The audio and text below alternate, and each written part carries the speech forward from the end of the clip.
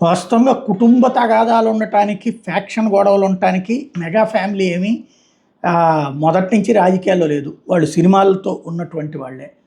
అయితే ఆహ్, ఏది అప్పుడు ప్రజారాజ్యం పార్టీ పెట్టడం, ఆ సందర్భంలో విమర్శలు తప్పించి పెద్ద హడావిడి లేదు. అయితే ఆ తర్వాత కంటిన్యూగా రాజకీయాల్లో ఉండటం వల్ల mega family versus YS family అయింది.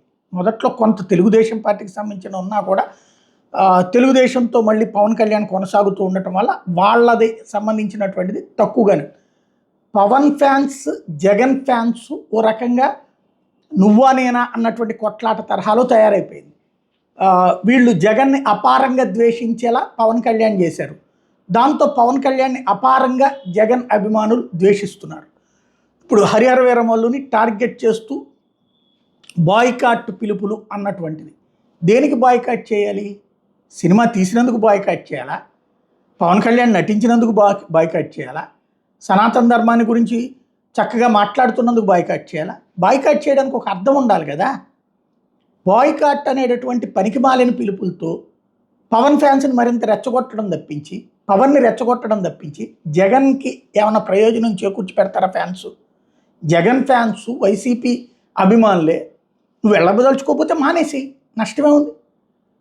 ఇవాళ పవన్ కళ్యాణ్ సినిమాలు చూడాలన్నటువంటి ఆలోచన జగన్ అభిమానించే వాళ్ళు ఎవరికీ లేదు, నో డౌట్. అదే సందర్భంలో సినిమాని సినిమాగా చూసేవాళ్ళు ఉంటారు, వాళ్ళని ఆపేవాళ్ళు ఎవరూ లేరు.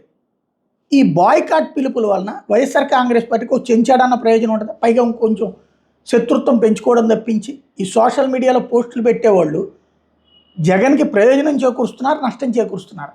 పవన్ కళ్యాణ్ ఏదన్నా ఇప్పుడు విమర్శించారు అంటారు, విమర్శలు అది రాజకీయ విమర్శలు. ఆయన కొంచెం ఆలోచించుకుని ఉంటే పోయిండేది. ఈ టైంలో కొంతమంది ఏంటంటే జర్నలిస్టులకి, ఫిల్మ్ జర్నలిస్టులు అయితే ఫిల్మ్ ఆస్పెక్ట్లో అడుగుతారు, మామూలు జర్నలిస్టులకి ఇంటర్వ్యూ ఇచ్చేటప్పటికి వాళ్ళు పొలిటికల్ ఆస్పెక్ట్లో అడిగారు.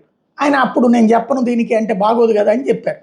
దానివలన అది నెగిటివ్ అయింది తప్పించి, లేదా రఘురామకృష్ణరాజుని పిలవడం వల్ల అది పొలిటికల్ కాన్సెప్ట్లో వచ్చింది. అవి రెండు పక్కన పెట్టుంటే ఆయన ఎక్కువగా ఏం మాట్లాడలేదు ఈ దఫా. అలాంటి సందర్భంలో బాయ్కాట్ పిలుపులు అక్కర్లేదు. సరే, సినిమా టికెట్ల గురించి ఆయన ఆవేదన అంటారా? ఇంతకుముందు నిజంగానే జరిగింది కదా ఆ టైంలో. ఆ తర్వాత మళ్ళీ రేట్లు పెంచుకోవడానికి అవకాశం ఇచ్చారు కదా భీమ్లా నాయక్ టైంలోనేమో తగ్గించి. అందులో వాస్తవమే ఉంది కదా. కాబట్టి ఆయన ఏమీ దుర్భాషలాడలేదు, దూషణలు చేయలేదు, లేదా గతంలో సినిమాల ఫంక్షన్ టైప్లో చేయలేదు. చాలా స్ట్రాటజిక్గానే వివరించారు. ఒక్క రఘురామకృష్ణరాజు రెచ్చగొట్టాడు పవన్ ఫ్యాన్స్ని. దాని కారణంగా ఏదో చిన్న మాట మాట్లాడింది. అది ఎంత అవాయిడ్ చేస్తే అంత బెటర్.